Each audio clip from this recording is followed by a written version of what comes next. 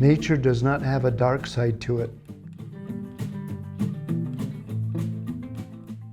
Our Creator made it so that there is a process for Mother Nature and for all the animals and plants, including humans, to survive and live on Earth.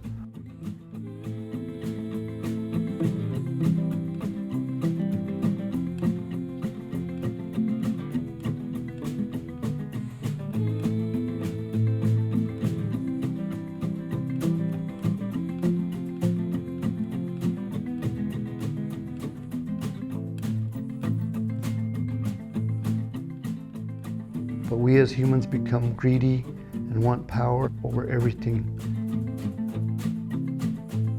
We say it's about us, humans, and our needs for our supply and demand, trying to meet the needs of an ever-growing population.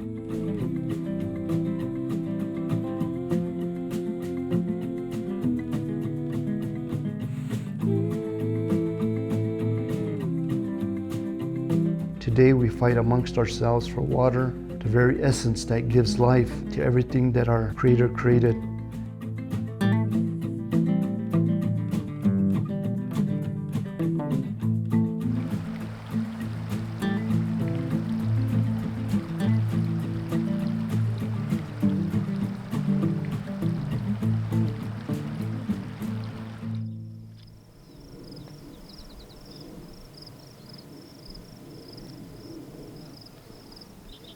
We have been in a drought in the last 20 years, and water now is becoming so important. It's about supply and demand in the Colorado River Basin.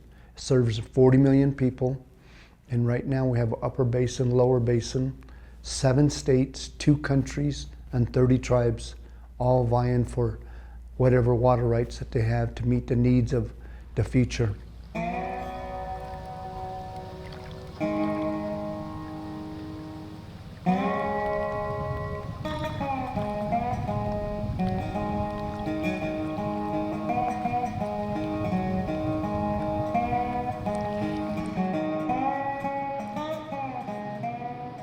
You have a pretty diverse set of people living in Southwest Colorado.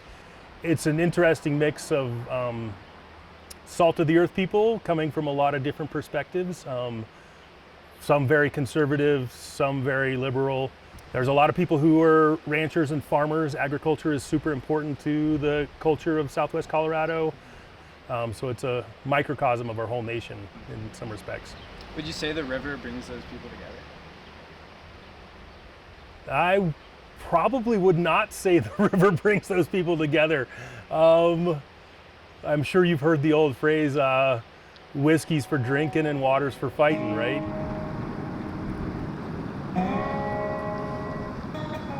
I have found that water can be complicated in the sciences, also can be very complicated in the legalities and trying to figure out the correct formula for allocations in an equitable manner. That really seems to be the biggest conversation that divides people.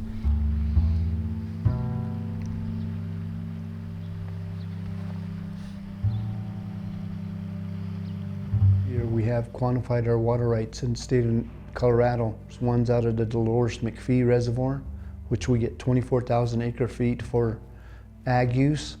And plus there's a 40-mile canal that takes the water, ag water, all the way to the farm and ranch. You can farm in our area in the desert as long as there's water available in McPhee Reservoir. The Ute Mountain Farm and Ranch Enterprise will exist.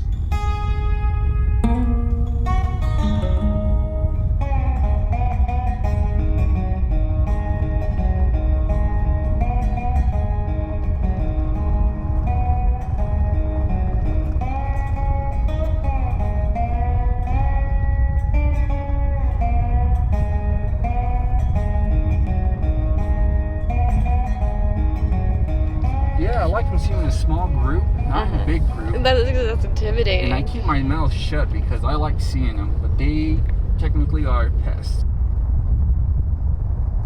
So don't tell Simon. Well, no, we just don't tell anybody else. But the number one rule, you always make sure you take a blade with you. Now these weeds could be traveling from McPhee Reservoir or on Reach 3 itself, and they'll always come down here. Really? Yep. And like I said, I wish I'd known this before I turned on the water, but this is what we do.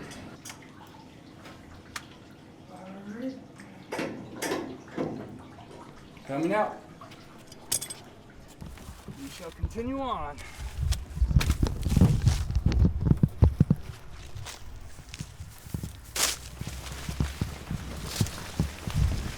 Up.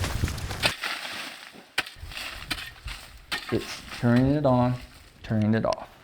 But I have to work in between. And with different crops, I just got to know where to put that water at, or I have to make the call saying, okay, we need to shut off water. So, and that's just what overall irrigation is. Let's see. Yeah, that worked. My name and position is the operations manager / irrigations manager of the Umanu Farm Ranch Enterprise. And your full name? Michael Vicente. Water is one of the elements of life. I do my best not to waste it, no matter what. And water keeps agriculture going. Without water, there is no agriculture.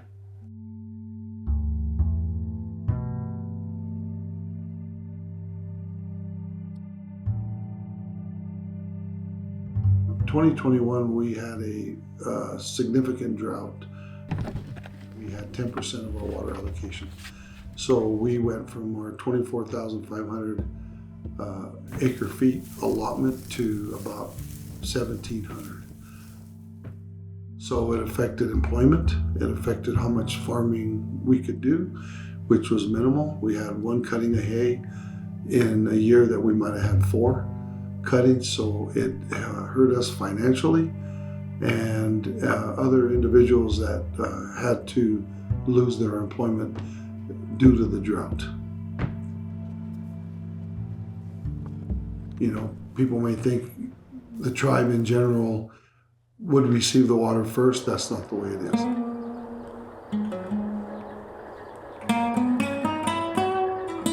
Just on the other side of that tank, on the other side of that hill right there, there's a farm right on the other side of that, and that's my dad. That was my dad's place. We grew up farming and working. My mom raised a garden that was bigger than some people farm right now, and to supply all of us kids, and that's how we grew up. We were poor, but we didn't know any different. We had all kinds of food. They kept us fed, you know. We were happy as could be.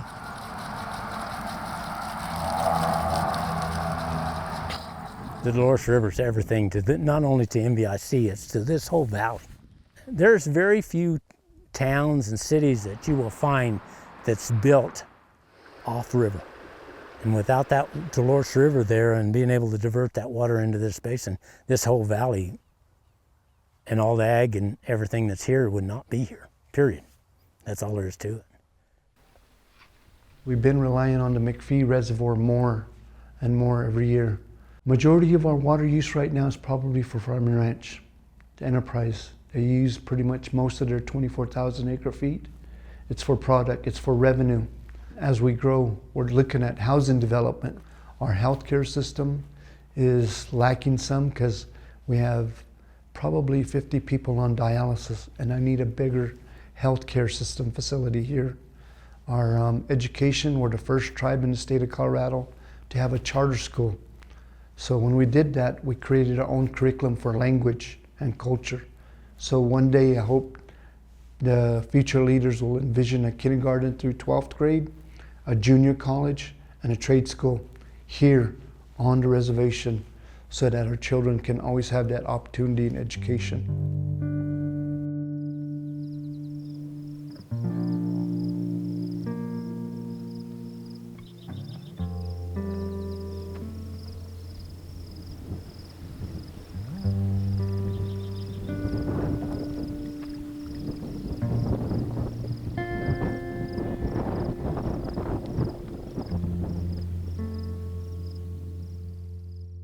Montezuma Valley Irrigation Company is a mutual ditch company. It's owned by its shareholders. By each share that I'm talking about amounts to so much water that you will get every year, depending on how many shares you own. Most of the rights to fill like McPhee are all secondary to MVI's water right.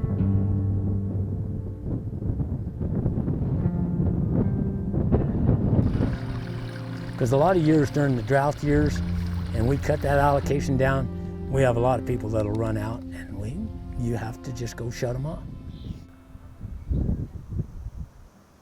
We as humans want to own every place on our planet and push a lot of these animals out of their existing habitat.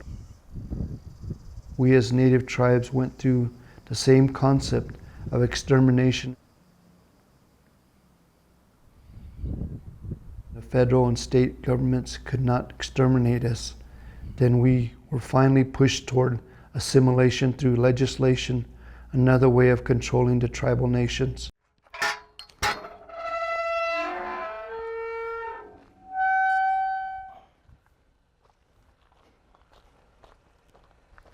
My name is Darrell Vigil. I'm an enrolled member of the Jicarilla Apache Nation, and I was their water administrator for 12 years. We saw during a global pandemic, if you didn't have access to clean water, you died. And today there's still 70,000 Navajos hauling water, Southern Utes, Ute Mountains, who haul water on a daily basis. And with this current climate crisis that we're all in, you know, it's just exasperated and highlighted the injustice and the lack of recognition of tribal sovereignty and tribal water rights.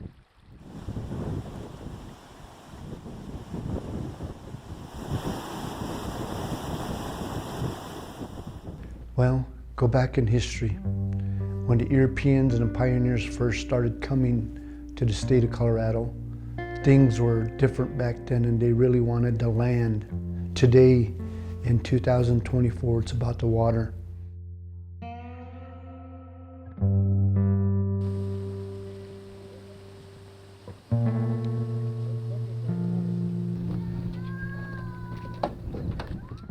Lake Nighthorse was one that was developed in the 2000s. We have 16,000 acre-feet of municipal and industrial. But we have, as the two tribes, no access, no delivery system for any of that water. But yet it sits there for a decade with no compensation, no use. It's developed and it's quantified, but no future development for access to it. We would have to do a release, and it would go down into the Animas, and then it would cross state lines, New Mexico, into New Mexico, then we would bring it back in at the very four corners. But based on state compact, we cannot take it across state lines. If we do, we lose it. The irony of the whole thing is it's named after a Native American senator, but the two Native American tribes that have water in there don't have access to it. And some of the excuses for by the federal government is that it's going to be too expensive to provide the infrastructure to build it, to get it to the reservation, which I think is an excuse in terms of lack of willingness and probably an ongoing, whether intentional or structural, attempt, you know, to continue to the institutional theft of tribal water, because it gets used by somebody else. Originally, when the reservoir was being designed, it was going to be designed for ag use. The water cannot be moved unless money is being spent.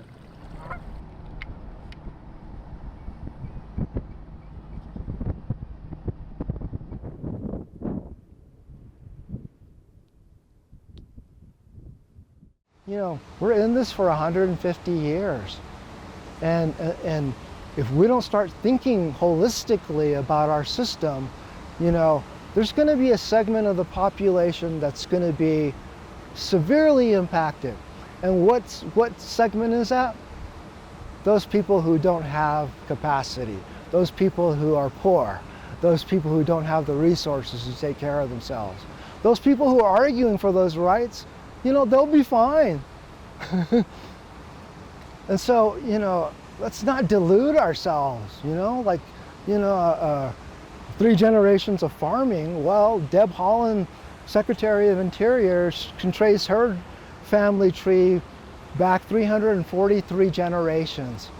So if you're talking to being about a 3rd or 4th generation farmer, you know, we understand. We have 300 more times that or whatever. But once you start to make those connections, and hopefully things move in terms of like, we don't have to be segregated, we don't have to be siloed, because that's what those government processes did, absolutely. Why? For control. We say it's about us, humans, and our needs for our supply and demand. We have created climate change in all parts of our world. We have taken for granted what our Creator created, a perfect world, as we as humans have changed it to meet our needs. We cannot depend on our Creator anymore for future water.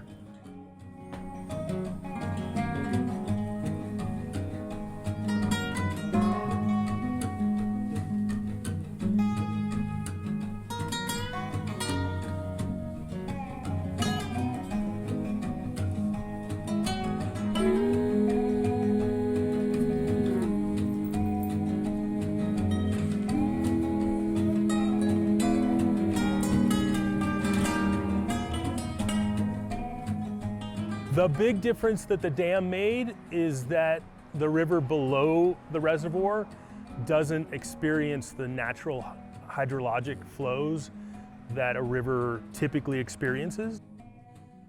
In fact, one time I was at Snaggletooth on one of those really dry years, and I was just sitting there like almost depressed, because it's so sad to see a place that you love so much without the life that it usually carries for you and the feeling you get when you're there. And I was just sitting there, and I see a little river otter just downstream, and he kind of like peeks his head out behind this rock and like looks at me, and I know I'm anthropomorphizing him, but he just looked at me with this sad face like, can you believe this is happening? Sometimes because of the river's over allocation for agriculture, sometimes there is no river.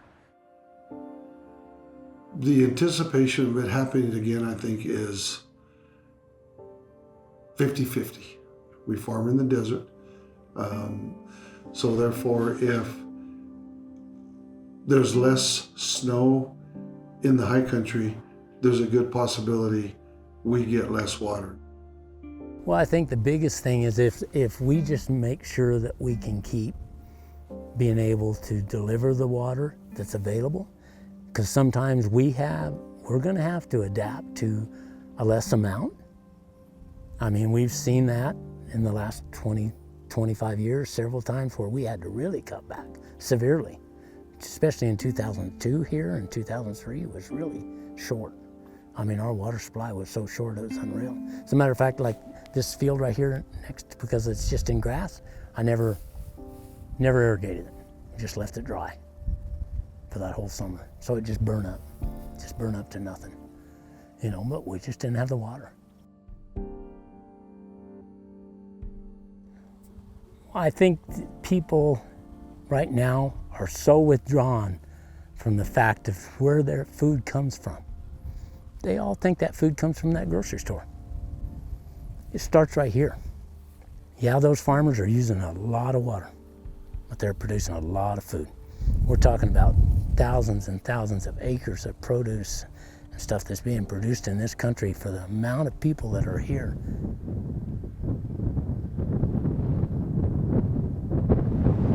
And God, it's just insane that I keep on saying it over and over. Where is the ag conversation? 70 to 80% of the water is under this banner. And yet, where are we talking about it now? You know, we're not. It's crazy. The state representatives are talking about it, but you know, if it's that much water, you know, we better start thinking about where we grow shit, when we grow it, and how we grow it. Because we're gonna have to. And the system is broken. It can't, and this as it exists, it can't be fixed. Then it involves not only those farmers, but you know, the states and the federal government to empower a transition that needs to happen from a Colorado River that's agriculturally based to something else.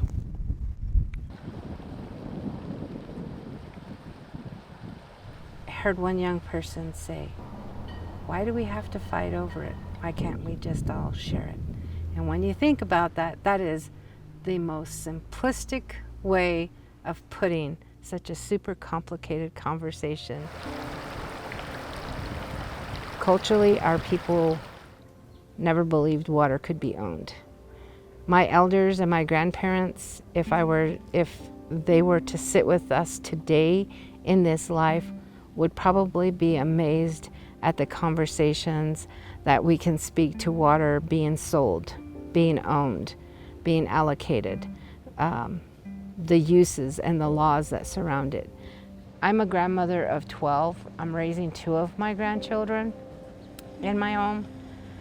My perspective changed. Now, it isn't just me and my children.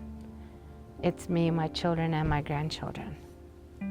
There's that next generation. I don't like the word, or the phrase, "oh, we need to save the planet," because that's in line with what I think is that same arrogance of building a giant dam. You know, we're going to save the planet, like we have that ability to do that. No, we need to nurse this planet back to health. I think it's something that most people just take for granted.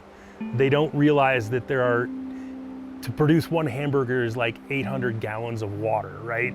And that they don't understand that like water comes from snow and it comes into a drainage and then it's used for towns and industry and agriculture. They just turn on the tap and they don't think about it. We stay away from each other because we make boogeymen out of each other.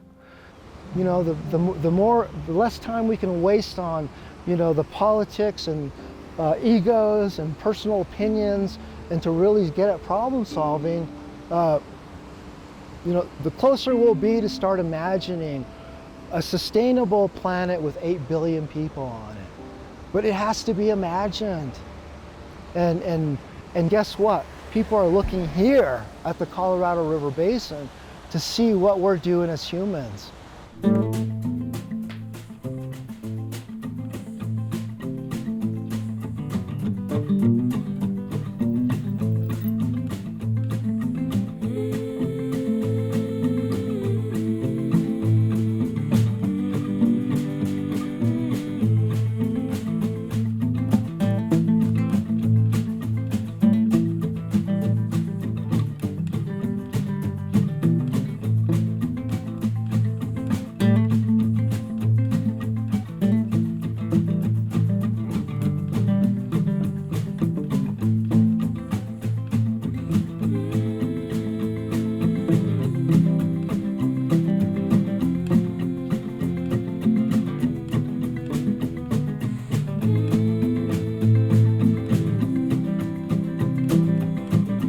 We as tribal nations have lost a lot everywhere.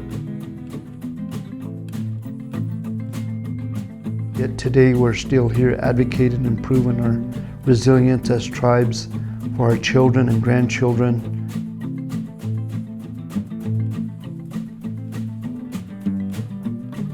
Their future matters to us today.